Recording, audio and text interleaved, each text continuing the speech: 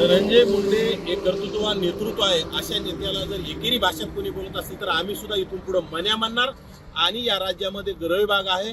कोणाचे 22 सोडून 2200 जरी प्रकरण असले तर गृहविभाग गृहमंत्री सक्षम आहे, त्याच्यामध्ये तपास करतील आणि योग्य ती कारवाई करतील. पण ह्या खरजुल्या कुत्र्याला कोणी अधिकार दिला, कुणाला धन्या मानायचा, कुणाला काही मानायचा.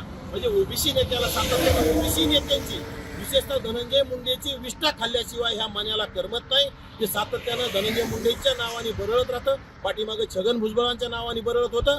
आता धनंजय मुंडे खरं तर ह्या भिकार चोटाने त्या कोटकर पाटील असतील, त्याचा अमोल खुने असेल किंवा ते महाराज असतील, यांच्या प्रश्नाची उत्तरं देण्याऐवजी फक्त धनंजय मुंडे, कारण की आता स्वतःचं भांडं फुटण्याची वेळ आलेली आहे. आणि स्वतःचं भांडं फुटू नये म्हणून धनंजय मुंडेचं नाव घ्यायचं.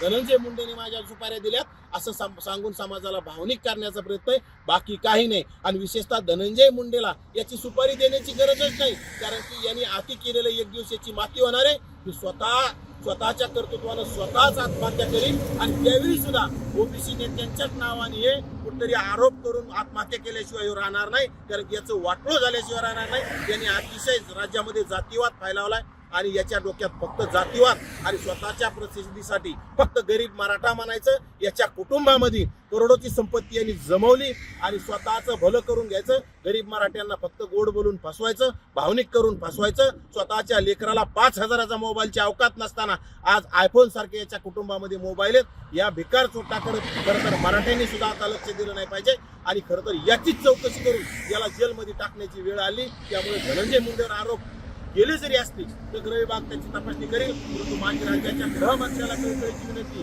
त्या भिकार चोट मान्याची सगळे प्रकरण आता वर काढून याला जेलमध्ये टाकण्याची वेळ आली आणि याला तात्काळ जेलमध्ये टाकण्याचं काम राज्याच्या गृहविभागाने करावं.